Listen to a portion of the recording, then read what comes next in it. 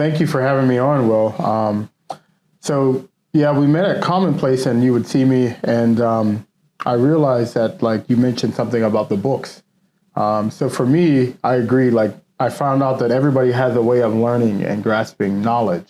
And so one of the things that I found out from my, I always think about experiencing with yourself. You know what I mean? So as scientists do, they always do these different things and they do the experiments. So I tried starting off with, fiction and all these different books, and I would literally fall asleep. I couldn't grasp and I couldn't retain anything from those books, and so what I found out was that I'm more of a history guy and philosophy. So, or I could reverse that, philosophy than history. And biographies as well, because you get to learn about people and it tells you something of their life story, and then you get to see if you can maybe navigate that into your life and things like that. And so mostly all the books that you see me reading is mostly philosophy. So either, Stoicism or Buddhism and things like that. Anything that just is going to enlighten me to help me kind of think differently than maybe my upbringing. Because oftentimes when we're in culture, we can get stuck and we can think one way and not see maybe the bigger picture, and not see that, like, hey, if I'm stuck here, I probably won't be able to, maybe see the other perspective of someone else because I'm stuck in my own, views and opinions. And I think that's the beauty of humanity, is that we get people from different walks of life. And with that different walk, we are able to kind of communicate and see the world through their lenses. Because it's, there's that funny thing. Everyone's always like, oh, I wish everyone was the same. And you're like, if they were the same, then the world would be seen through the lenses of you and the same, and there would be no beauty. There would be no uniqueness. And that's what makes, the world so great. I always think that people go over to Japan to see that cherry blossom tree. Everyone loves it. And people are always like, why? And I'm thinking, like, I see why, because it's a unique tree. It's not like the same tree that you might see everywhere else. It's one of those unique trees. And so I think that's what life's all about, is uniqueness and meeting people that don't look like you and don't talk like you. And that's what helps you grow, believe it or not. When you're influenced by that type of stuff, I think it does something with the mind and the brain, and you just start growing as an individual, so. Right. I completely agree with that. Especially, when you use that analogy with the cherry blossom, if the entire world is just full of roses, how boring could that be? Exactly, yeah. Especially just like red roses. Everywhere you as beautiful as they are, but if there are only red roses. Exactly. If there's only red, exactly. Right. So you mentioned about the Stoicism. Philosophy is, it's like way over my head, right? Yeah. Probably I could, religion. Probably I know some. I was raised Catholic, and I grew up. I was born and I grew up in Indonesia. It's predominantly Muslim. So. And I learned a lot about the religion, and some of my best friends, my good friends, were Muslim. So I learned from them, and sometimes I have to participate with their culture, with their traditions. So that's as much as philosophy that I could take. I remember that I had to read, I don't know, I even forgot, probably the Plato, the Socrates in college. I was like, oh my goodness. And that time, I think I remember that it was my second, probably even first year here moving to United States. So I was like given that book, I remember that, with the yellow or brown rim, it's like a novel, right? So it's thick, and the font was really small. I was like, I think I had to look up dictionary more than I read the passage. Because the words that they use, Right. And then, luckily that, some of professors that I had, it's like, okay, don't worry about all those, but let's talk about the concept, what they are and what he's trying to do and why is he thinking that way. So enlighten me about Stoicism. What is Stoicism? So Stoicism was a philosophy that started in ancient Greece, and it was something that started in the Hellenistic era. And so all these different philosophies that were going on in the schools and things like that. And it's a long kind of story, but I think the biggest thing with Stoicism is that Stoicism is a philosophy, I believe, for life. And what the Stoics believe is that they believe that we have emotions, but, it's how we use the emotions. So if I'm upset about something, I have to sit down with the emotion and not let it take over. So if I get angry, I can't let the anger take over. I have to be logical about it and think it through. Like, what am I angry about? And sit down. Because oftentimes when people get angry, they don't think. And then you hear them, they say, sorry, I wasn't thinking. I don't know what happened. And so the Stoics believe that when we get to that point with any emotion, it's not good. Oh, wow. Yeah. And so they really tried to, they were the first modern day, back in their era, CBT therapists. And so they made names for themselves in their schools. And it's pretty interesting because the dynamics of Stoicism, the founders, is pretty interesting. One was a slave. His name was Epictetus, which we found out now that his name means, in English, if you translate it, means acquired. And he was a guy that was a slave with a broken leg. Another guy was Seneca, who was a statesman or a senator, very wealthy. And he was the tutor of Nero. And then Marcus Aurelius, who was the Roman emperor at that time. And but each of them had a unique thing to add to Stoicism from the different views. Because like we talked earlier, we all grew up differently. We all have different opinions and different views. And so, it's pretty interesting that these three guys could come together and form ideas about this one philosophy and actually stick with it. So I think that's pretty unique. And so that's Stoicism, honestly. And I came across it going to Commonplace, actually, and meeting with one of the barista guys that used to work there. He mentioned that, hey, you like philosophy, you should check out this philosophy podcast. And it was called Philosophize This.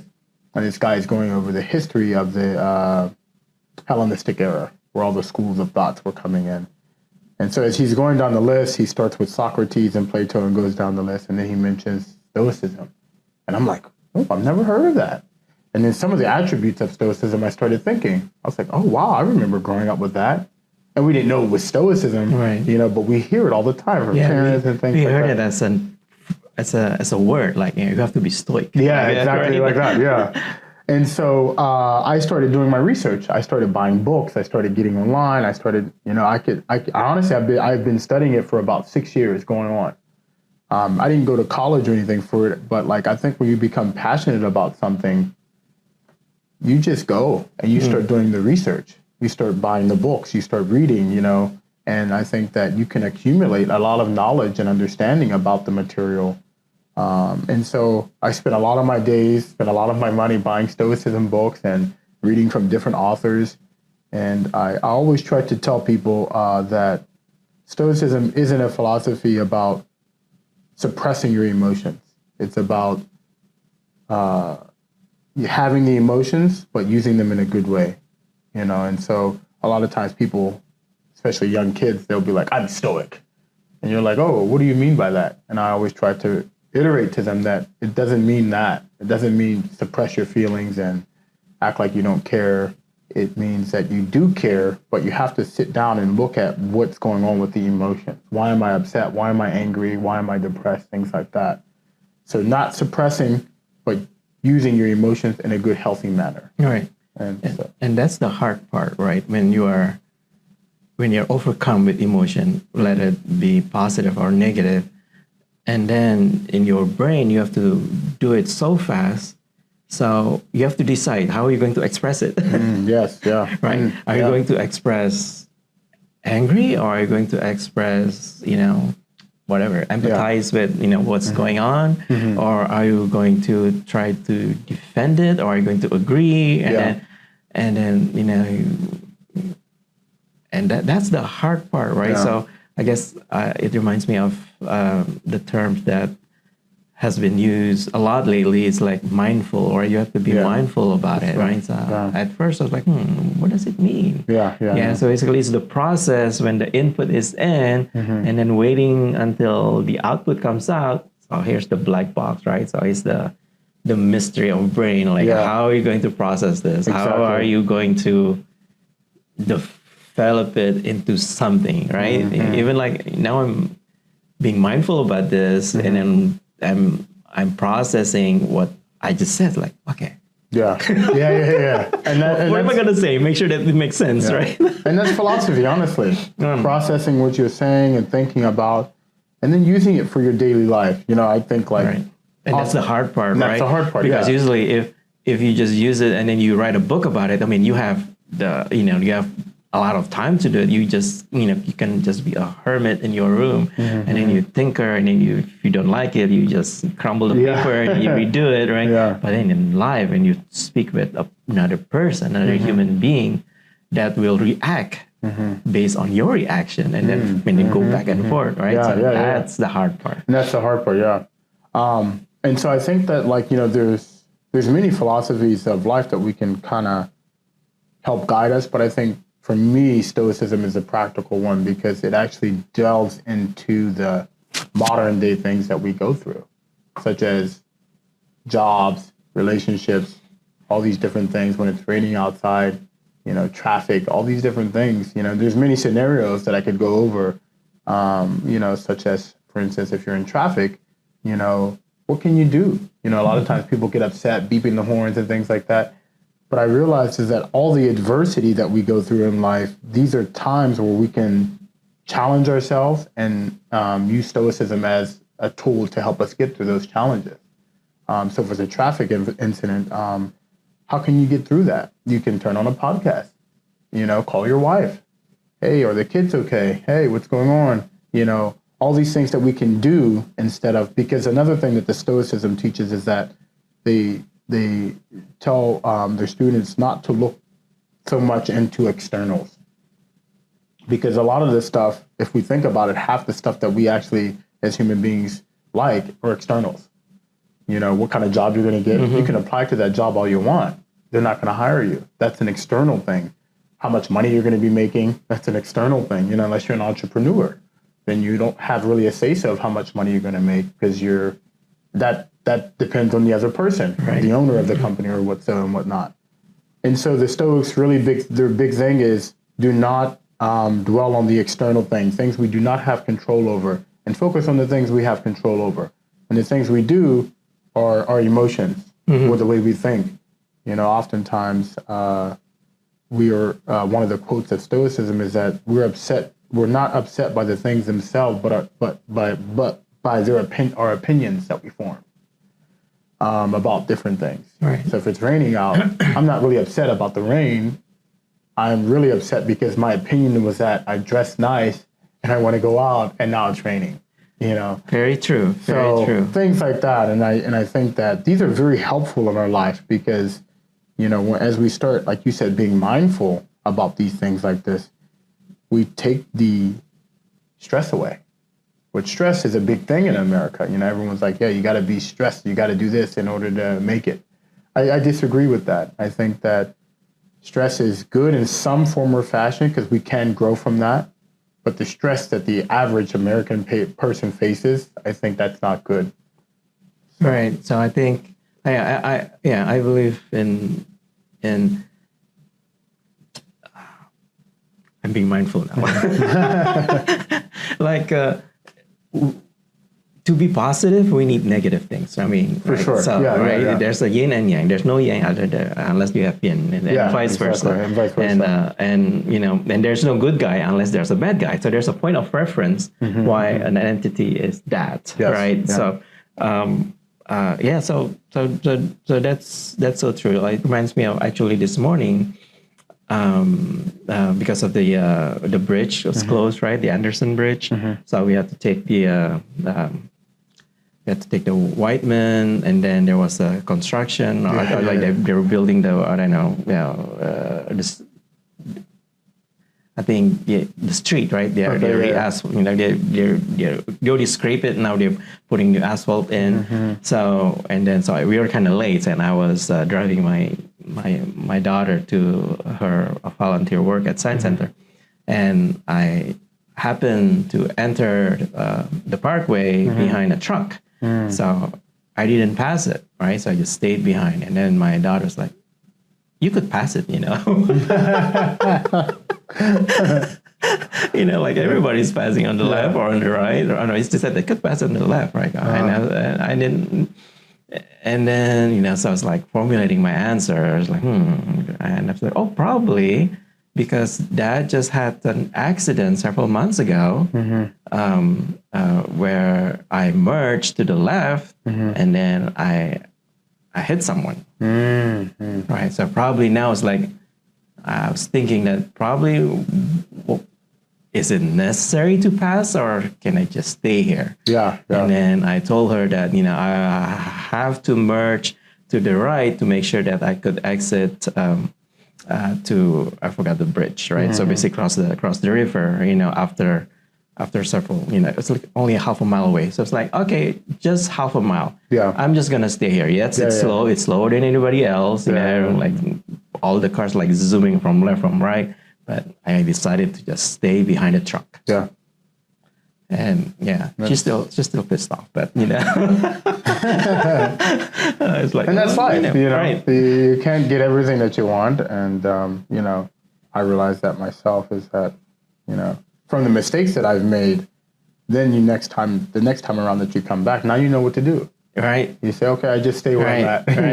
I don't want to need to go there. I don't need to do all that. Yeah. Just stay where I'm at. Yeah. And this morning, I don't know what state I was in that, I spoke that my reasons, as opposed to just because Dad wants to, That's actually, that's good. I mean, a lot of times, growing up, I got that a lot too from my mom because I said so. But I think now we're dealing with a different kind of kids. They're not going to take that for right. They're going to, they want an answer, and they're not going to take because I said so. Right. Right. Even I was told or I read, that even though at that moment probably my daughter doesn't take my answer, she's still upset, but hopefully it gets into her head. Right. It's a better and probably when she drives and she remembers, I remember this, probably it's the moment where she was upset, because Dad stayed behind a truck, for more than 5 minutes, Yeah. And it's like, oh, okay, there was a reason. Probably exactly. Yeah. She could decide whether she wants to pass from the left, or on the right or not. Yeah. So, yeah. But I think if you would have told her because Dad said so. Yeah, you wouldn't have really right. So you just pass, right? Yeah, just pass, right? So it's not, the neuron doesn't grasp that, and then remember this, right? I guess that's why when they say like, oh yeah, it's a teachable moment. You should have used it, right? Yeah, exactly. All right. So you mentioned about the upbringing, and then about this your loves of philosophy. So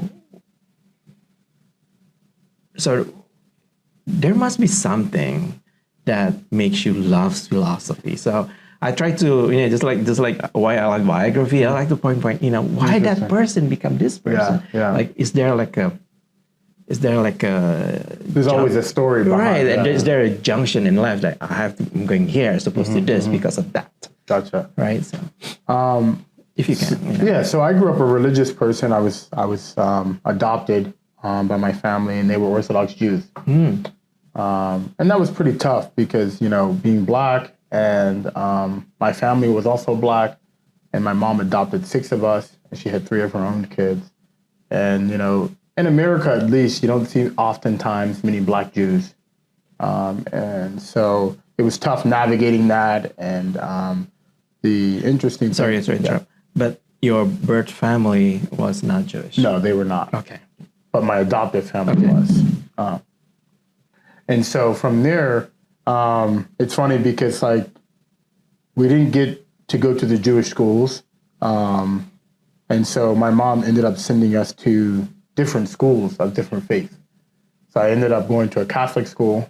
I ended up going to a Christian school, and also ended up going to a Muslim school. And the fascinating thing about that is that I learned all about religion. Yeah, and how open your adoptive family to actually send you there. Exactly. Right? I don't think my mom wanted to, but she had no other choice because she didn't want us in the public school setting, because she believed that those were like cancers, the public school, and she didn't want us being influenced by the type of people. And also, growing up Orthodox Jewish, there's a standard of conduct that you have, and so you don't want your kids being overrun by the other kids that have other beliefs and other things like that. That's why oftentimes people send their kids to private schools in some regards. Even though she sent you to Catholic, Christian, and Muslim schools, and right? That's the peculiar thing about that, because it's funny, because I actually when you grow up in one thing as a teenager or a kid, and then you start seeing these other varieties of life, you no longer want what you got growing up, and I started becoming more interested, not in the Christianity, but my mom would, my mom was she was a tough woman, growing up, and she had a lot of nice things not to say about people from the Arab world. But when I found out, when we started going to this school, I fell in love. I was like, what's this religion that they're preaching, And so it was a beautiful, and I actually started adopting some of the practices as I got older. And my mom was very upset about that, And so I was reading from the Quran, because it's a different type of school. So when you're in schools like this. Was it like a madrasa? Was it like a school where you actually had to follow the prayers? So they would have like their Friday sermon on Fridays. Yes. They wouldn't run it so long because we had to get up, but they would run it. We had a guy get up there and he would tell a story.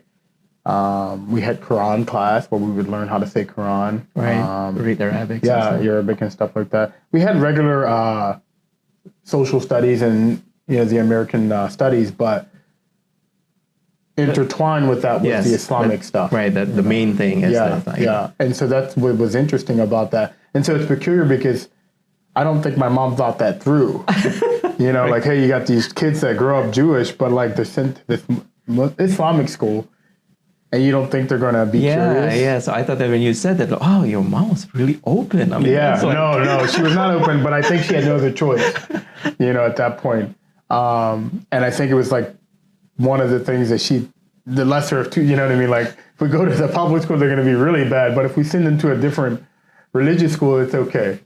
And so I learned so much about Islam in that time frame, and I remember the teacher at the time, or the principal at the time, invited us for a Ramadan. I had no idea what was Ramadan. And I had such a joyous time. Ramadan is a holy month in which they fast from sunrise to sunset. Exactly. Sundown, And we were kind of like, as kids, integrated into a different culture at that point. Because a lot of the people from the school we had our teacher who was the Quran teacher and the PE teacher. I think he was from Yemen. So I've never met a Yemeni person before. And then we had one of the janitors, his name was Ibrahim, and he was from, I think, Ethiopia. And our teacher, or the principal, I'm sorry, her name was Nadia, she was from Egypt. So being that young, and then all our friends might have been from Egypt or Iraq and all these different places, which, if, to be honest, I don't think the average American even sees that type of, and so that kind of put a lot on me, as a young kid, having those experiences. I don't know about my brothers, but for me, it did. And I think for me, I don't know if you are familiar with the charts and how a person being a Sagittarius or whatever, but I've been learning that for me, being a Sagittarius, I'm a lover of wisdom. I'm looking for the next thing to become enlightened. I'm Sagittarius too. Yeah. Oh, you are? Yes. Oh, yeah, I forgot. Your wife mentioned that. And so that's why I believe that I love philosophy. I mean, and again, I don't just look at philosophy. I like Buddhism, anything that's going to help me become a better person. And I think that me and your wife would talk sometimes about Buddhism. She has some very great insight about some of this stuff. And I actually watched a documentary about Stoicism versus Buddhism. And They're very similar, actually. I see the similarities. Yeah. I think the only thing that's different is that maybe the religious aspect of Buddha. I don't know, because I know now they consider Buddha as a religion, versus I don't think that most Buddhists consider it a religion. It's a practice. Yeah, it's a practice. Just like Stoicism, it's not a religion either. It's just a practice of how you can, because you can be Christian and still be Stoic. You know, you just implement those practice of everyday life into the, and so, I think that's what it is for me, is just trying to get wisdom in order to help better myself and my own condition. And, if I so happen to be around other people, I hope that I would be helping them as well. Yeah, I could see that, like going, especially, I guess it's still in a formation age, right? That, you went to Christian school, Catholic school, Islam school, and then you were, bombarded with all this philosophy, all these beliefs, and you're trying to make sense of it. And then at the same time that, you came from the Orthodox family, and then, so you have to reconcile that. Like, why is it different? Why, and then you put that in context of the actual world where everybody's at war. And it's like, what are they fighting about? Right? Yeah, exactly. Right? And then turns out it's just all about territory, money, and resources. It has nothing to do with religion. It does not, no. And I've learned that at a young age. I saw that, as you just said. Like, I saw my mom sitting next to these schools.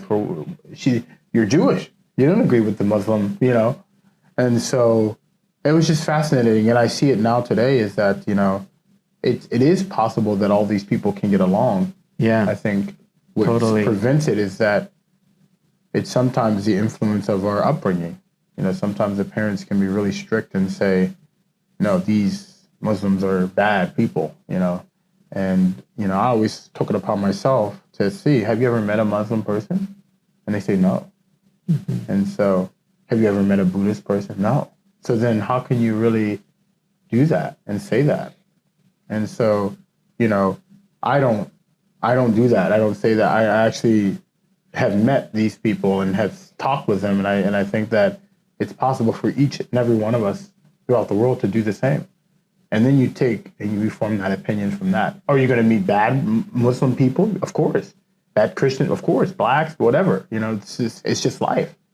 But to categorize a whole civilization of people and say, they're all, I think that that's not good. And I think that we need to be better as humanity, because it's all we have. Right. We can't survive without another human being. Socrates talks about it. Humans are social creatures. We need each other in order to survive. True. Even the guy that you hate, that, you have to pass every day, as you mentioned earlier. We need that guy too, because then we can't sit back and say, okay, I don't want to be like that guy. So let me, you know what I mean? Right. So we need these examples. Right. As you mentioned, the adversity, in order to see where to go from there. It's a roadmap, and, if you don't want to be like that annoying guy, now you're putting it in and you say, hey, I don't want to do that, And so I think we need people in life, I think during the time of COVID that they had, it taught me a very valuable lesson about relationships. I think I'm an extrovert. So I love people and I thrive off of people. I think if I were to spend a week away from people, I would get depressed, because that's just who I am and in my nature, And so what COVID taught us was that we really need people, because we all were lacking in some form or another. You had the extroverts who couldn't do their extrovert thing, and then you had the introverts who had too much of the aloneness and things like that. And so, like you said earlier, the yin and yang, everything's about balance. You have to have some bad and you have to have some good. Yeah, it doesn't have to be 50-50. No, it doesn't. Everybody has a different formula. Yeah. It could be 99-1, right? But it's still a mixture. It has to be, exactly. Right. So I learned right there that, we need people, Even the guy that you don't like, you need him, Yes. And so, Yeah. Yeah, so I think, I think that was it about your experiences in growing up, and I'm pretty sure also your interaction with your, your family, as after you learn all this from outside, you went back home, and then I'm sure that you argued with your parents a lot. Oh yes, I did. I argued with them because my mom it was kind of hypocritical. We're like, Mom, why are you sending us there? But then, and she had some of the books on her shelf, like the Quran. I'm like, She does? Yeah, she did. And I'm like, Mom, can I read it? No, you can't read it. We're going to the school, Mom. Why are you displaying it? Why, and I actually, one time I snuck it from the shelf, and my brothers told on me. They said, Mom, Samson's reading the Quran. And I got in trouble for that. But I just think that, especially things like that, kids usually navigate and kind of do things that their parents do. And so if I'm eating a bowl of ice cream in the morning for breakfast, the son's going to think, hey, can I have some? And you're going to tell him no. And you're going to be, well, Mom, why are you eating it? And so, Totally true. And so it can't be, because then it confuses them. Yes. That you get to do it, but I can't. Yes. And so you have to kind of like lead by example, as they say. Right. And so I thought it was interesting because when my mom said, no, I couldn't read it, I said, how come you're reading it? Obviously I probably understand, now. Exactly now, right? I mean, but at the time, yeah. I mean, obviously, I think that me reading it at a very young age, the Quran, I don't think that would have been a good idea. Because, I'm getting, it's stuff that I can't probably even obtain yet or can't even understand or grasp, And so she was probably preventing me from some type of catastrophic thing maybe down along the line. Yeah, but a lot of nuances, right? Yeah, for sure. For all the holy books, right? Yeah, exactly. They have all the nuances that we need people. Yeah, I guess, as I said, it's like ringing my bell. And, sometimes the very people would mold this, nuances into whatever they want us to believe, right? Exactly. So that's the danger of it, right? Yeah, but at the same time, we need them, right? It's like we need bad guys, right? Yeah. So we need someone to start it, but then with our own, cognizant, with our, brain, we have to mold it to whatever we want it to be, right? Yeah. So hopefully it's the good thing, right? Yes. Yeah. Right. So so that's fascinating, and then you mentioned that you didn't go to college. Why? I mean, you with all this philosophy, you should have gone to, I think the real philosophy doctor. I could, for sure. One of the things I believe, growing up, my mom had 6 of us, and then my father passed away. So you have a single mother taking care of. How old were you? I was 13. Oh, okay, Yeah. That's tough. And so we were all around that same age, 13, And so my mom's taking care of us, and, I honestly think that it would have been impossible for her to kind of do any of that type of stuff with us, get us college ready. At least 6 of us, At one point, we became homeschooled, too, because Wow. So she had to do all of that as well. And to be honest, I didn't get my license until 2 years ago because, my mom trying to get 6 boys to go get their license. It's nearly impossible, yeah. And so, and then teach us all how to drive in the van that we had. Or it's just nearly impossible. Right. She has no help from my father because he passed away. And so going from there, I think it was just difficult. It was tough for her. And she did the best that she could do in regards to trying to get us to where we need to go. But I think that at some point it was time for me to, get out on my own and now start getting life together, figuring out life. So when I first, I got kicked out because I was not going along with the practice of Judaism. Kicked out from my house. Oh, wow. Up. How old were you? I was around 17. Oh, wow. And it was because I was trying to see the real world. Because behind religion, it's kind of like you're stuck in that, but there's a real world out there. There's a real world where your boss doesn't care about your religious duties. He wants to know, can you do the job? You know what I mean? And so I think sometimes growing up Orthodox and growing up in religious factors is that they don't, maybe they know, but they don't focus on getting the child to be productive in society, but also maintaining his religious duties and his beliefs. And I think that that's where my mom didn't really get me well enough to get there. Because, when I first got out, I didn't know how to do anything. I didn't know how to work. I didn't know how to have a resume. I didn't know how to, different things that, we might need growing up. And so basically, I had to figure it all out for myself. Life became my mentor, the ups and downs, the adversity. And so it was actually later in life that I started getting into philosophy. So like in my late 20s, so 25, I believe, is when I started philosophy and learning about it. And I looked at college, and I actually signed up for a CCAC, and I did all that. I found myself falling asleep in the class, and I just thought, what is going on here? This isn't something.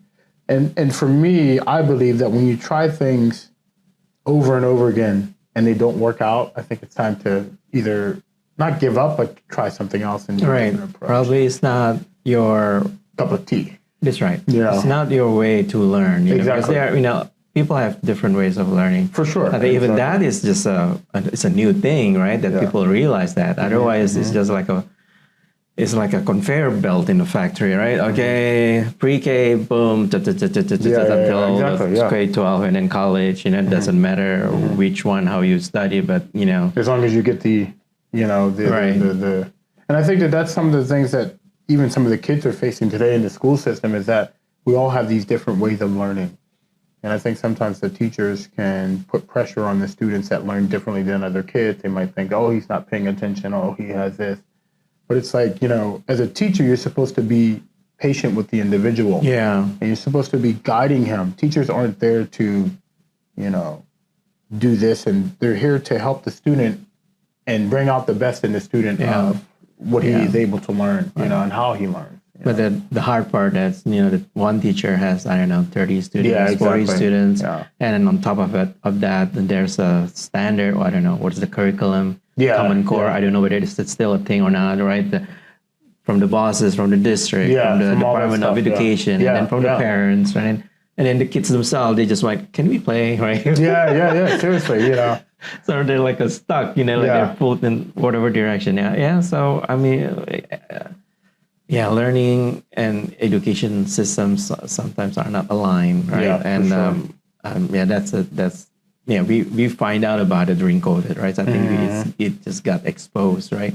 So things that, sometimes, I don't know, there are better ways. Yeah, for sure, exactly. Right, and a lot of examples out there too, of course, we know the famous people, right? But like Steve Jobs, right? And the Facebook guy, right? Zuckerberg, right? And and I'm sure there are a lot of other people too that didn't graduate college, but they are so passionate and they're so into and they could invent, they could create totally something new, right? And useful and great, right? So so of course it doesn't have to be Facebook or Apple, right? It could just be, I don't know, whatever, right? Creating furniture or creating a process or creating a way to teach people or a way to raise kids, right? Or so I think that in the process of going through all this, you start learning more about yourself and what you like and how you can learn and how do you do things, communication and different things like that. So so the college thing didn't work out, and I looked at other opportunities, and I just thought, I just don't think college is for me, and because I also looked at too, what would I go for? And then when I do go, and then you hear the stories of other people who went to college and how they struggle. Yeah. And they're like, oh, I can't find a job, or they find one and they're not working in the field that they want. And so they're just like working in a field that they don't want and they hate it. And I just think doing something that you hate, you can see that the body will fight you on that. It won't sit there and agree with that. And so every time you're trying to do something, your body's, because it just doesn't want to be there. And so I think don't do things that you hate. I mean, sometimes you have to, if you hate talking to people. Temporarily, right? So, exactly. If you do that, for a lifetime, it's just... Exactly. It's just going to be a miserable, situation with yourself. And I think sometimes too, we don't pay attention, but we have to love ourselves and actually have to get along with ourselves. Because if you're doing everything that yourself doesn't want to do, you're not going to get along with yourself. And so it's going to be this back and forth fighting and things like this. And I think that at the end of the day, the relationship that you have with yourself is going to be the relationship you have with a lot of different people. Right. And if it's negative, then that's not good. Yeah. And then if, and so my folks used to have this saying, if you can't love yourself, you can't love anybody else. That's so true. And I used to think, I love myself. I shower, I wash, things like that. I smell good, But they weren't talking about that. They were talking about the internal self, and how we speak to ourselves. Like if I call myself stupid, my body doesn't know what's going on. He doesn't know who he's talking, but he knows that it's coming internally from that. And so then the next thing you know is that when I try to do something, I have a goal that I set out for, and I try to accomplish it, it's going to fight me on that. Mm-hmm. Because it's going to be like, I'm stupid. Why would I accomplish that if I'm stupid? And so we have to really love ourselves, and we have to really be patient with ourselves too. Because it reminds me of the quote from Shrek. He said, ogres have layers. But I think that that's a human being thing. We have layers, and me and your wife, we talked about it one time that totally, yeah. We have all these layers from like when we were kids growing up, all those impressions and things like that. And people think as you get older, that's it. They've gone. Mm-hmm. But I've learned too is that you can walk down the street somewhere, have the smell, and that will bring you back like 10 years to your childhood. And you're like, what? I thought I got rid of that. Or you hear a certain music note or tune, and you're like in nostalgia. And so the layers is that we have these different layers. And so we have to be patient with ourselves. We have to love ourselves through the process of what we're going through, and be patient and try to know that everything will work out for the best and at the right time, But the challenge is, in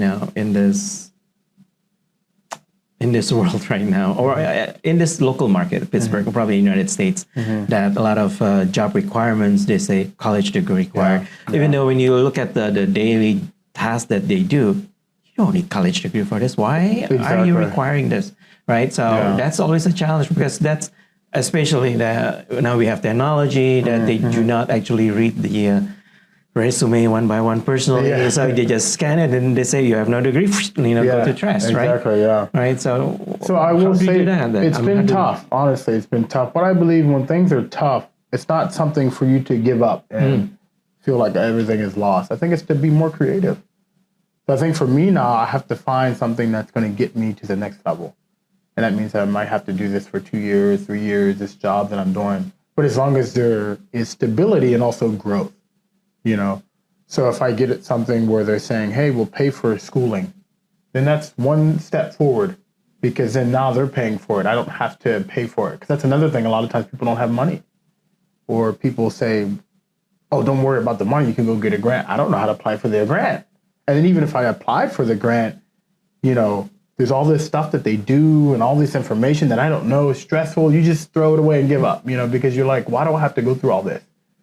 And so those are things that I'm looking at now, is how can I further my, career path, and also like look into things that I can do, something that I can enjoy doing as I get older and as I, continue moving forward. Because I don't think doing a job that you hate for years and years and years and getting older and then now you're stuck and then you have to do it. I think that that's the worst type of way to live, honestly. I think you should be doing something that you love doing, regardless of what financial stipend you're getting or anything like that. I think you have to do it for the reasons that you do it. Right. And there must be a reason, sometimes that, you have to do things that you hate, but what's the reason? Say that, I want to save $5,000 so I can do the following, right? So, okay, so that's the goal. So, and then you work, whatever things that probably you're not happy at the end of the day. Momentarily, right? But there's a specific, not like, okay, I'm going to work the job that I hate and I'm going to stick with it until the day I retire. Okay, that would be a mess, right? Yeah, exactly, right? Yeah. So I love that you said that. momentarily you do some of the things that you hate. Right. You know, it's a stepping stone. People like to say like a stepping stone. It is. To get there, okay, you step on this. I mean, it might be wobbly, might be slippery. You may actually fall from it, but going in, it's a stepping stone. Exactly. Right. Yeah. And then eventually it stops wobbling, and then you're able to now be more confident. Use that as a leverage, to jump to the final destination. Yeah, exactly. Right. So, my brain right now is still asking me like an Orthodox Jew, because I grew up in a Muslim country. Actually, I remember. Now I remember driving. Now, in the car while my dad was driving, and my family, my mother, and my siblings, we were driving in the city of Jakarta, and then I didn't know what I said. Probably I was just like humming. I was probably singing some. I think we just got out of church. Usually that's our our pastime. That after church, then we went somewhere for fun, right? So I was like singing some tune or something, religious songs, from the church, and it had the word Israel, right? And we were in the public, and my mom said, "Shh." Don't sing that song out loud or in public. Oh, wow. Right? Okay. And I was like, wow, what? Yeah, why? Yeah, why? Right. So I don't know what year. So probably it was probably probably in the early 70s. I think there was a war going on, right? So right. So so being in a Muslim country, I guess you don't say that the I word, right? Yeah. And even though it's a church hymn. Yeah, exactly. Because most of Christianity, they have things that relate. Because where do they get Christianity is from Judaism. That's right. And so. Right. So can you enlighten me about this when you say Orthodox Jews? I mean, in Christianity, we have all these branches, right? Yeah. Catholicism, and then there's Protestant, and then from Protestant we have more branches, right? So what is the Orthodox Judaism is different from Reformed Judaism or Conservative Judaism. Reform. So they have these things inside the Jewish faith, but Orthodox they usually stick to the Torah, and they stick to books and things like that the rabbis have written, and scholars and people like that. And so, for instance, like if you go to a Reformed synagogue, you might have a woman rabbi. So in an Orthodox shul or an Orthodox setting, that's unheard of. You cannot have that kind of thing going on. And also, you don't drive on Sabbath, which is Saturday. Starts Friday night sundown and goes into Saturday and in Saturday night. No electronics, and that's tough for kids. Yeah. So, but I think like it's a training thing that they do. They keep it away at a certain time, and so then it just becomes gradual. But it was tough for me growing up with that. Because, we, like you said, it's for kids and stuff. We wanted to watch Jimmy Neutron or, Fairly Odd Parents, some of these shows. And that's how you connect with your friends. Sometimes like, hey, have you watched? Yeah, exactly. Or Saturday nights, you want to watch all those like teenager shows that come out. The Batman animated series, and they just had the list going on. It was like a marathon, actually. And your friends are talking about it the next day at school, and you're like, huh? I don't know what you're talking about.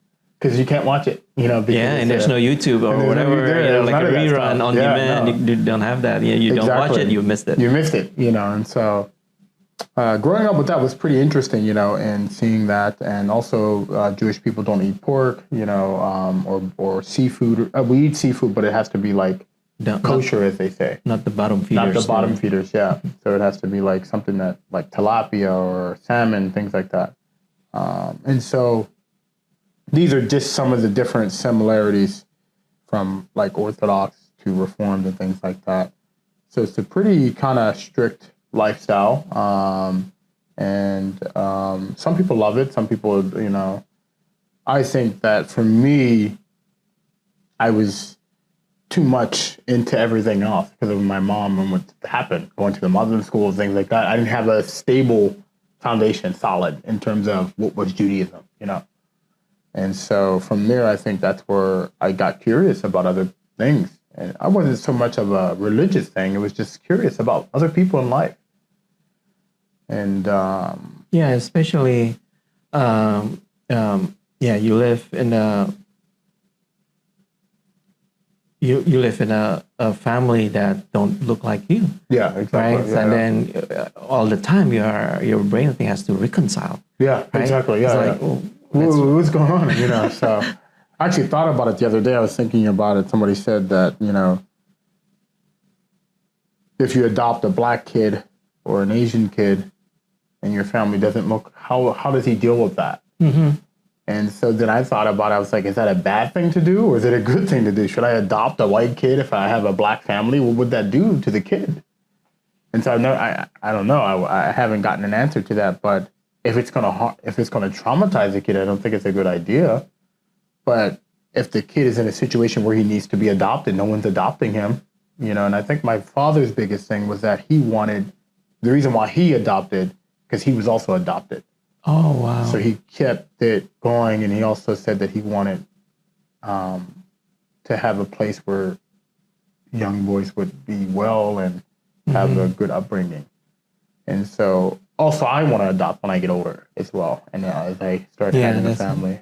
But that's their question, is like, what can I do? And so, because I always thought about it when I ran into people who were adopted, you know, I would always think like, why is there, like, you would think that you want difference.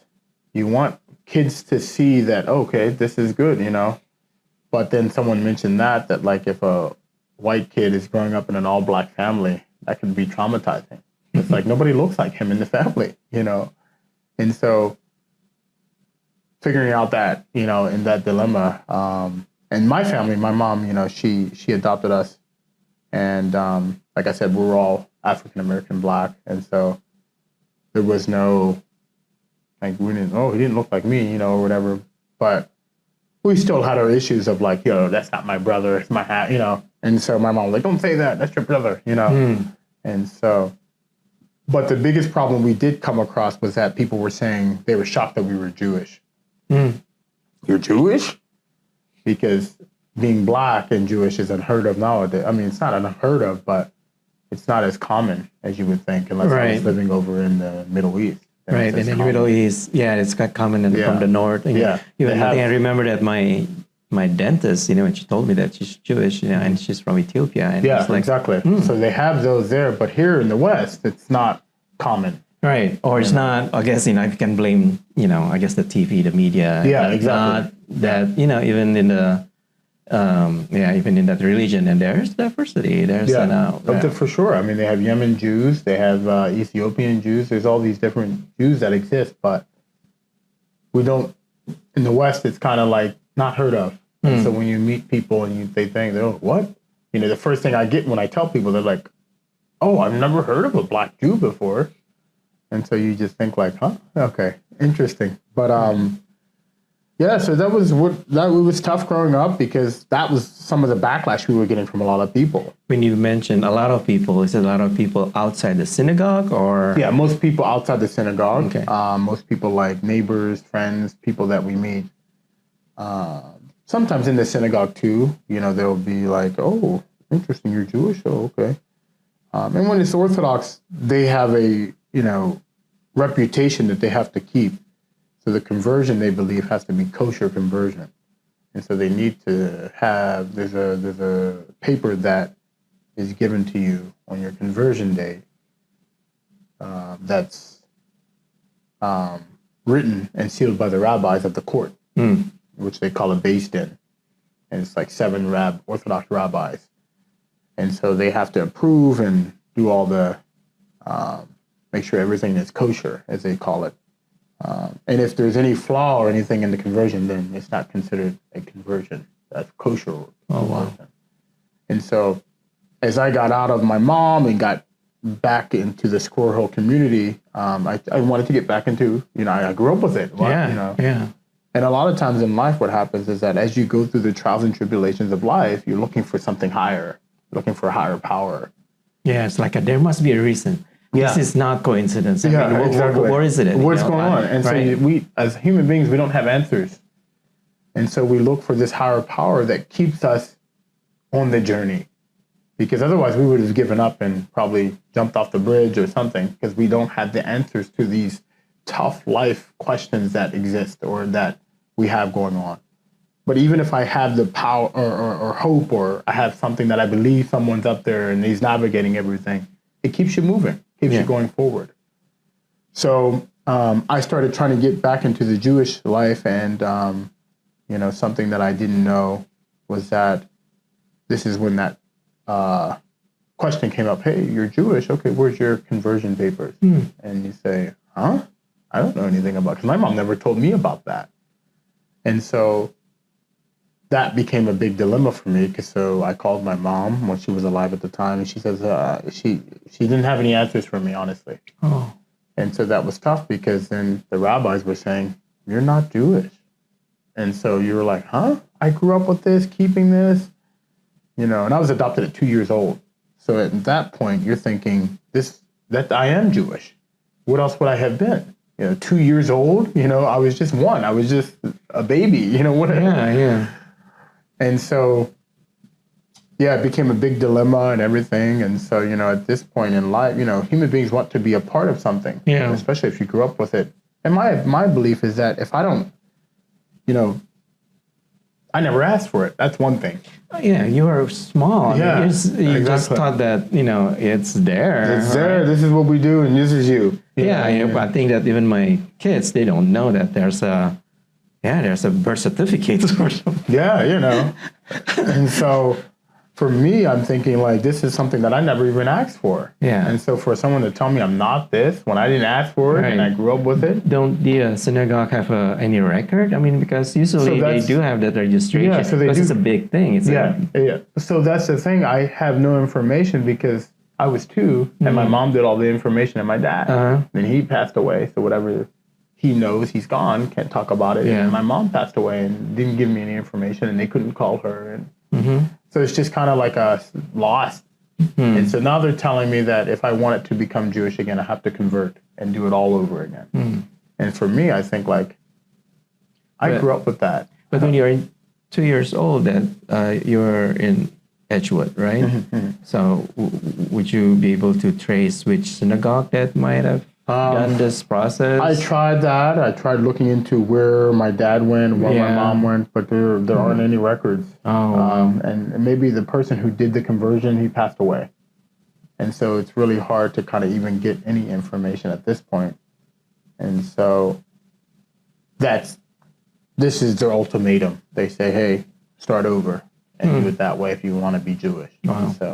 So what's for me? What's your feeling about it? I mean, how do you feel? I mean, I think that all of these, they have these rules that have been around for thousands of years, and they're not going to change just because of me. But I think that they should, at least hear me out and hear what's going on, hear from, and so. Just by deduction, if I'm sure that some help me out, know your parents. Yeah, and so start me in a process, give me, some recommendations, and then, start. But I haven't gotten any of that. They start you off as like. Yeah. So if there's, we live in Squirrel Hall. Probably if there's anyone who can, can volunteer, to help you out, would you still be interested to go back? Yeah, so I started the process, and I started meeting with rabbis and, talking with them and telling them my story. And, like I said, they've come to that conclusion that this is what has to be done. Because there's no records, they don't know me, and they need that paper that I talked about, which is a conversion paper. Because then if you go to get married, and you're marrying a woman who is Jewish by birth, the guy needs to be Jewish as well. Otherwise, the kids will be Jewish, but it's not a kosher marriage, as they call it in Judaism. And so, like I said, I've been working on it. I talked with the rabbis and things like that, but it seems like this thing is very much like, and also it comes to the way that I learn as well. since I grew up with it, I think I need a hands-on approach. Send me to one of the schools that I sit down, I have structure, and I can communicate and learn this stuff day in and day out, versus what I started with when I talked with the rabbis was this back and forth, and it wasn't really anything that was concrete and reoccurring. It was like you would text the guy, hey, can we learn today? Oh, I'll be out of town for a week. Okay, I'll see you when you get back. We're learning. Can we learn today? No, I have a wedding to go to. And so that I believe that in life, it's even the same thing was like going to the gym. If you start going to the gym for 2 weeks and then you cut off 2 weeks, you lose your progress. Right. And the same thing with learning a language. If you don't show up for work for 2 weeks, but then you go back to work, they're going to be like, what happened, man? Yeah. And so in life, you see that you have to have the consistency. You have to have the time and place of where you're going and headed, a destination, if you will. And that means that you have to have some concrete and kind of like focused and not back and forth, because you're never going to get anywhere from that. And so I have told that to some of the rabbis that I've talked to, and they said that they would look for me and look at different programs and things like that. So it's still a work in progress, but I don't know. I don't know where I'm at now with the process. And so... Yeah, that's unfortunate. Yeah. So what's your plan for the future? So my plan for the future is, for now, I really think that I want to be a person that's helping young people, youth, because this is some of the stuff that I grew up with. And from that, I looked at it and I think like, oh man, I could have had so much more if I were to have a mentor guiding me to all this stuff. And I think that today, there are more people that need that, young people. And I said, I want to be a mentor or help people. And so if I can find something in that regard, that's what I'm looking for. Or even something like this, starting a podcast or getting the information that people need out there. Yeah. Because there was one thing that I lacked growing up was information. Yeah. And if I were to be honest, I think that half of people that are out there struggling don't have the information. And I think that if they did have the information, they'd be better off and they'd be better, or they'd be on their way to a better place or a better journey. And so I'm looking at things now where I can get a career in helping people. So maybe that police officer or, something, teacher or mentor, and these things take time. And obviously I have to get a degree, but, my brother and I talked and he said, man, you just got to find your golden ticket. And what he means by that is that either find something that might lead me in the direction that I'm looking for. Yeah. Or, somebody gives me an opportunity. Yeah, and say, this hey, temporary goal that, things that you have to suffer. Yeah, exactly. Yeah. Where they say, we hey. need to minimize that, but sometimes, just think about it. Exactly. It's temporary, right? It's temporary. It's just like the golden ticket. Yeah. The golden ticket is not the goal. It's just a ticket to get in, right? Yeah, exactly. And so, that's what I've been working towards. Meeting with people, talking to people, networking to see if I can get that. Because once you get somebody that can get you in that door, you're good to go. You know, and whatever that field may be, if it's a teacher, then that means I know if I don't have a degree, I might have to start maybe at the low, but then, like you said, the goal, the bigger picture, work your way up. And the next thing you know, you can start doing and being and fulfilling the dreams that you had and helping the people that you want, So when you got kicked out when you were 17 years old, have you graduated high school? Or? Yes. So I graduated high school. I finished high school. I'm sorry. Maybe it was 18. I'm sorry that I got kicked out. So I finished high school and everything. But the incident of the story was that, my mom had come home for Sabbath, whatever, summertime. But prior, I was hanging out with all the friends and stuff and was seeing the lifestyle that they lived, which was fun to me. The parties, the drinking and all that stuff. You're like, what's going on? This is something I've never seen, And so it is an excitement for me growing up so constricted and so like not being able to do that. And so I didn't show up home that day when she told me to come home. And so she said to me the next time, okay, you're out. Wow. Yeah. And so that's one thing that I think sometimes that we see from religion is that oftentimes it takes away the parent's reasoning method. You're going to kick your son out because he didn't follow some religious text? This is your son, by the way, or and so it's tough because some parents, and I'm not saying that religion tells you to do that, but some parents, they think that he's going to corrupt our other kids and we just got to get him out of here. And so they do that, and it's sad. So I became homeless for a while. So I was staying in the laundromats. There's a restaurant up in Square Hill, on Shady. It used to be a laundromat. I think it's a Thai place next to the Starbucks. Oh, Cafe 33. Yeah, I remember that. Yeah, so it used to be a laundromat. Yeah, I remember. Yeah. I did some laundry there 13 years ago. And so I used to sleep on the tables there. The lady who cleaned the laundromat at the time would come in, hey, you can't sleep here. And then we'd get up and we would go to the different restaurants and buy something or whatever and, nod off. And they'd tell you, hey, you can't sleep here. So we're like, we're just nodding off, And so winter came. It was fun during the summer because summer, warm, everything. But winter came. And I didn't have any friends that I knew at the time. And, it was tough, because now summer, people let you in their house, parents are on vacation. You just, you can do a little bit more. But in wintertime, everyone's bundled up cold. Mom's going to be right there cooking dinner. You can't have anybody over, and she doesn't know me. That's the funny thing, and so it was a lot tougher. And so I was homeless for about maybe 3-4 months after that. And then I eventually got a place over in Edgewood, an apartment, funny, down the street from my house where I grew up. So talk about nostalgia, So I did that. I stayed there for a while, and it was nice to get out of the cold and everything like that. I ended up bringing my brothers. One of my brothers had a girlfriend. He got kicked out or cheated on or something like that, and we had to bring him in. And so we did that for about maybe a year, and then things went sour.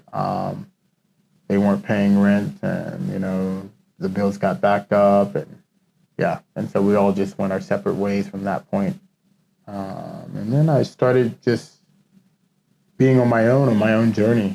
Sometimes I think like the people we surround ourselves with can hinder us from getting to that right journey that we're looking for. And so I believe that as I went my own way and separated myself from my brothers and their friends and all the different people, I would say that I started to become enlightened.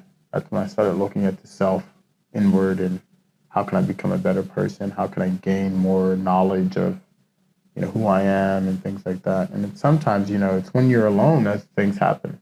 Yeah, that's when, you don't do anything but thinking. Yeah, exactly, Yeah. And so for me, I thought about a lot of stuff growing up. I thought like, okay, my parents have never went outside Pittsburgh. I want to get outside Pittsburgh. They just were limited on many different things. And I thought like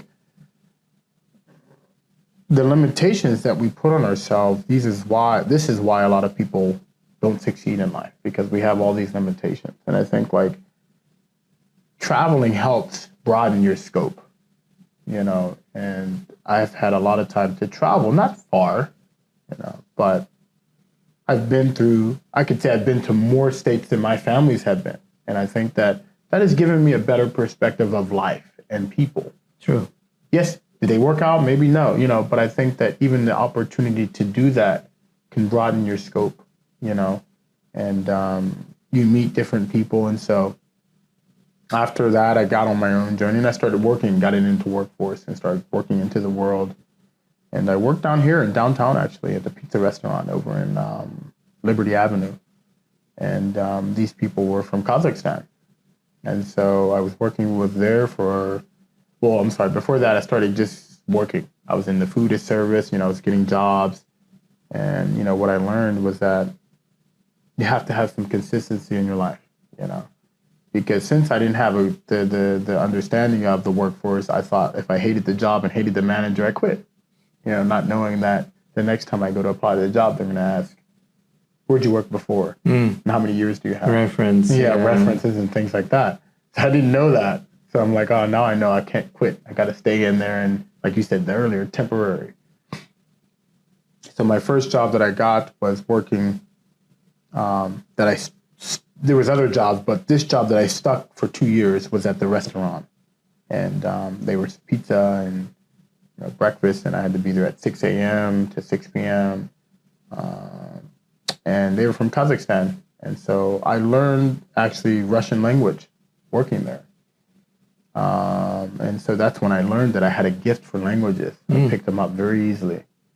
And so from there, I worked there for about 2 years and staying, and I was learning the language and I became a little fluent. And from there, I started getting out of shape because I was just working so much, not sleeping, and then I was eating pizza because that's like kind of how you survive at the work, So I started like looking at, hey, I want to get out of this shape. I don't want to get out of shape. I want to keep my body together. And so I started looking at going to the gym. And I started that going, and I started learning new habits. I was like, because I thought like, oftentimes when you're tired, your body is just at that primal state where it's trying to protect itself.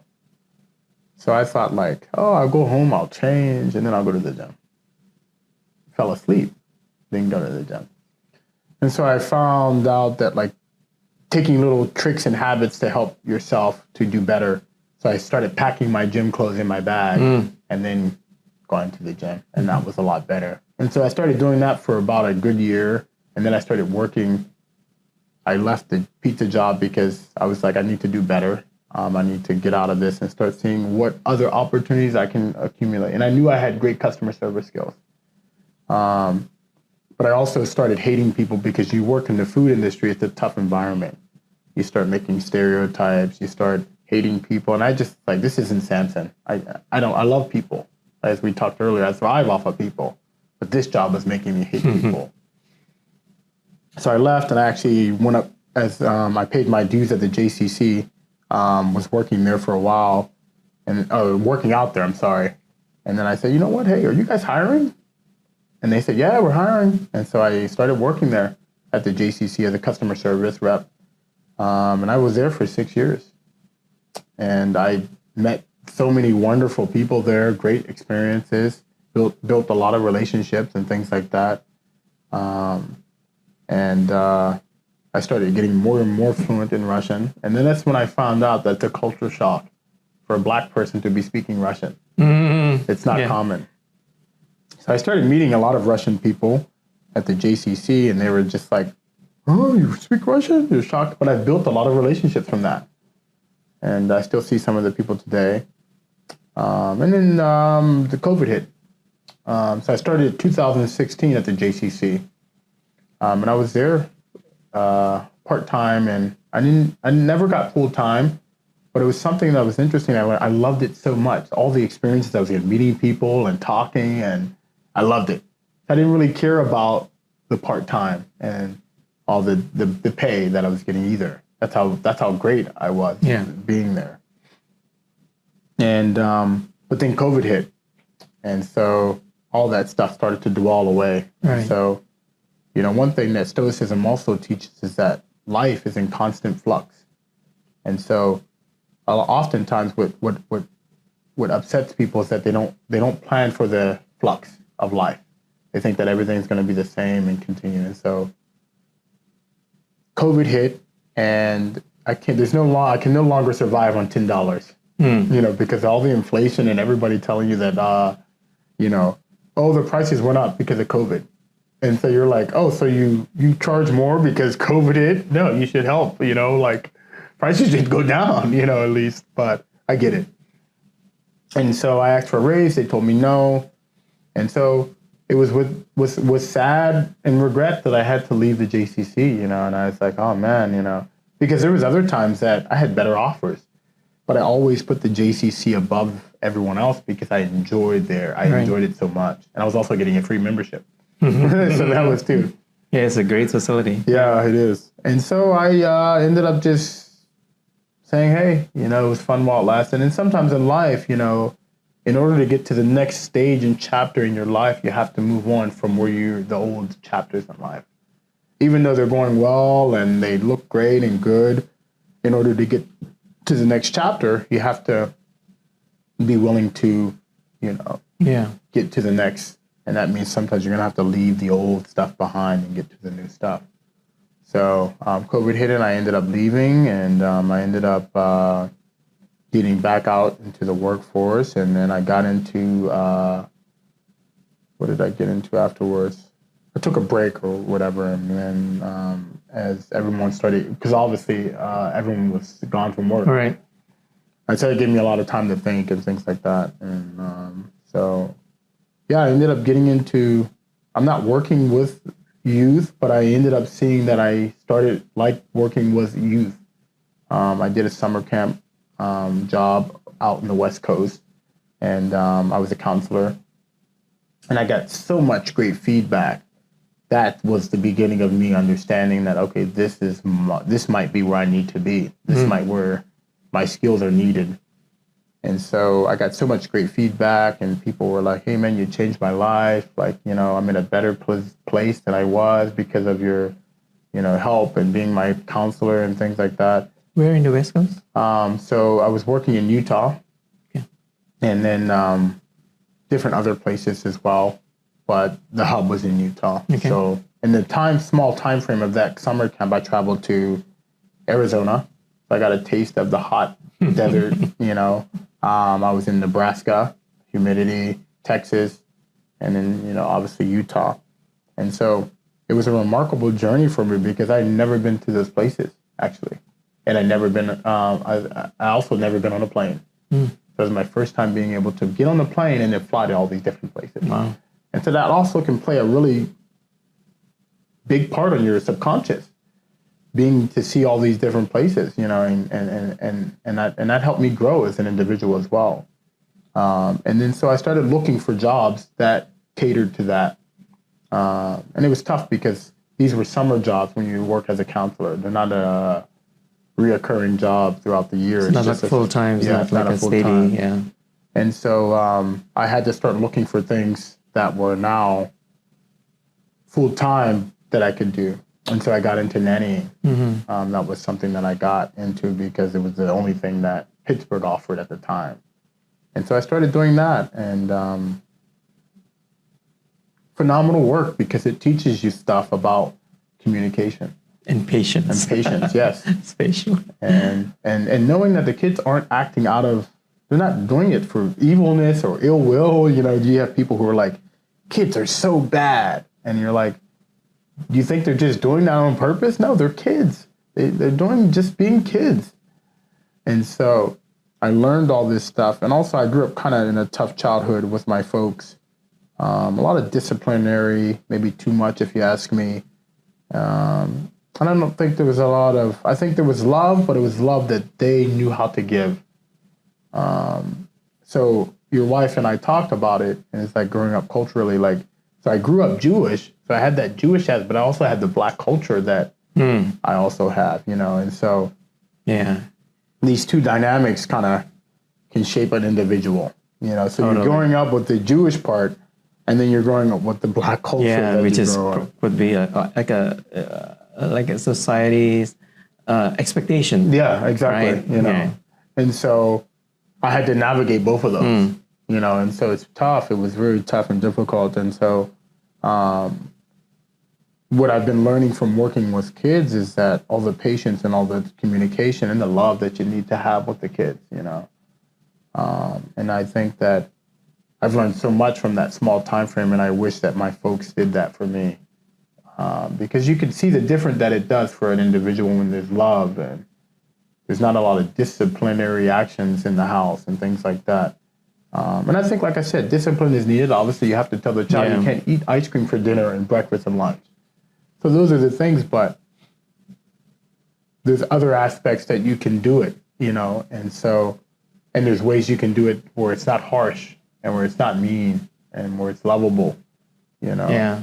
It's, being parents myself, in the beginning that we did what we learned from our parents, right? Exactly. So we just copycat until something happened and we had to adapt, right? Yeah, we have to for change. Sure. Yeah. Or we had to take classes, parental class, or we learn, right? So, but then it's a process that that we have to work on it over time, and probably, I'm just thinking that my kids, I wonder when they're parents, which one that they're going to copy, right? Yeah. Seriously, which one? Yeah, hopefully the latter part in which that we knew better, right? Yeah. Not the earlier part, but I don't know. Yeah. But you never know. I mean, You're I feel right. like sometimes, like I realized that growing up, my older siblings who were my mom's kids, they would say, "You guys have it easy." True. That's I heard that from my siblings as well. And it's funny because it's like, yeah, we have it easy because you guys were the litmus test. You guys were the test, and they saw that it didn't work, and so they were like, "Okay, we can't do that." And so that's what I find funny is that when older kids say that to the younger kids, like, "You got it easy," it's like, of course I do. Mom saw that what she did with you didn't work out, so she let it, took it easy, Yeah, I guess. And so I think that's what happens. You learn all these different things through the trial and error, and unfortunately, sometimes in the trial and error, kids get traumatized and hurt in that trying to be a parent. True. And But but on the flip side of it, through this hurt and trauma, it shaped you. Yeah, and to an individual that can do some good stuff in the world. Exactly, right. Yeah. Because I feel like anybody who, you look at Malcolm X and all these different people, we don't know too much about Martin Luther King's past and him growing up, but you look at Malcolm X, all that stuff that he went through as a kid shaped him into the individual he became. And so you're right. I agree. I think that a lot of this stuff shapes us. And sometimes you wonder why. I could have been shaped a different way, but you can't do anything about it because the universe, I oftentimes I sit back and I think, if you're a religious person or believe in God, you say, God, why? Why would you put me through all this garbage and stuff? And a lot of the kids and a lot of people who go through a lot of trauma, you ask why? What was the meaning of this? And you're never going to get the answer. No, yeah. It would be nice, but you're never going to get that. You're not going to get the validation you need. And so you just have to deal with that. And you just have to take what you have and move forward. And you can't deal in the past. You can't be negative. You just got to take what was given. When, life gives you lemons, you make the lemonade. And I think it's so fascinating because oftentimes when we sit down and, like you said earlier, and we think, we see that we don't know why things happen, and we'll never know. But you take what you can get and you move forward. Right.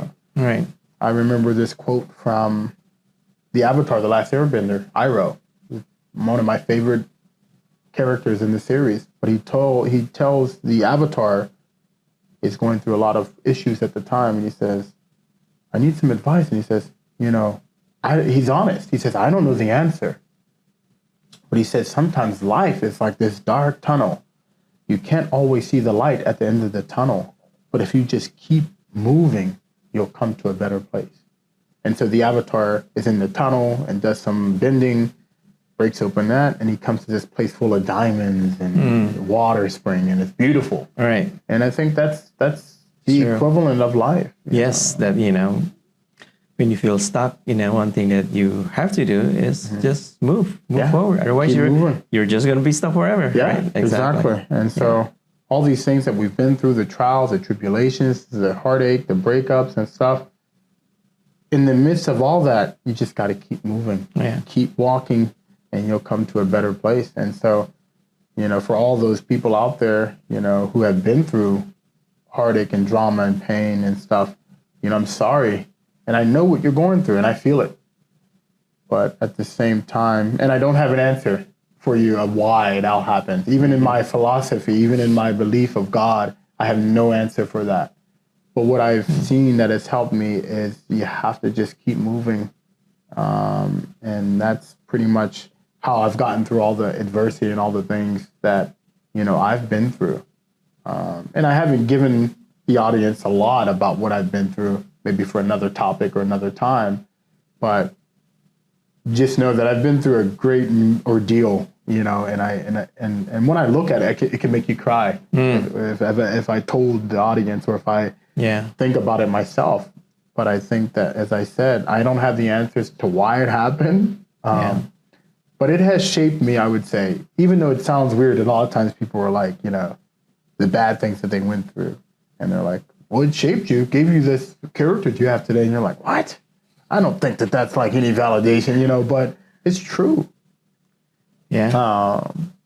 And so it shapes you into an individual that, and obviously this is if the person wants to, he can go and be better and help people, or he can be miserable and be a person that is to the day he dies, wants the gratification. The world was unjust to me and I need that validation. But to be honest, you're not going to get it. Yeah. And the people that you try to get it from, they're not going to give it to you. And, you're just going to be miserable. Yeah. And so you have to actually sometimes just pick yourself up in the midst of all that and just move forward. Yeah, that's a great closure right there. That you have to move forward, and there's no answer. That the only thing that we can do is if you're stuck, then you have to move. Otherwise you're just gonna be stuck forever. Exactly. And things that of course, that everybody is different. Everybody has a different way to receive or reject things, right? Because our brain is not identical, right?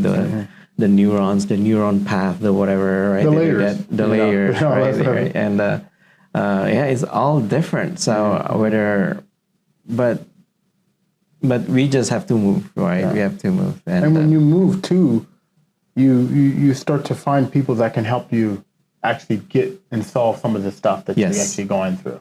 Yes. But if you don't move, you can't begin to even get the answers you're seeking or the validation. And other people don't know what you're seeking, right? Exactly. Because you're not moving. Because you're not moving. Yeah, people, they said, oh, you've been standing there forever. Probably you like it. Okay. Yeah, exactly. They have to leave you where you are, because maybe if you try to move them, they're going to, you fight them. Get out of here. But, All right.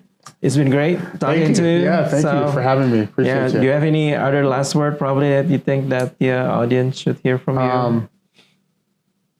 As to add on whatever people are going through out there, just know that there's a better tomorrow. And, as we mentioned, keep moving. Yes. And, be hopeful. And I know it's hard, if you're not working, if you don't have money or anything like that. These things are tough. They're not easy. And, I'm not one to push them off and say that it's easy. Mm-hmm. But what I will say is that, look at the bigger picture and look at the positivity that does exist. If we look at negativity and try to be negative, or we look at negativity and keep looking at it, it's just going to be a vicious cycle. But as you look to a better tomorrow, as you look to the future, as you think about things and, other people, and just look at to be things that you have to be grateful for. You might not have money in your bank account, but you have a place to stay. You have food in your belly, And so I think that those things are more important. And then you can actually work your way up to having more money in your bank account, if you so desire. But look at the things that you're breathing, you're walking, There's a lot of things that if you did not have them, you would wish that you had them. And so I think that look at the bigger picture, and that means looking at the things that you have, the ability to walk, smell, breathe, see, hear, having the place over your head, even though you have no money in your account, but you have people that are helping you out and doing what they can to help you. Yeah. And take advantage of that and look at that instead of, All right. With that, thank you again. Thank you. I appreciate and, you. So anytime you can do it again. Thank you so much. Great. All right. Thank you.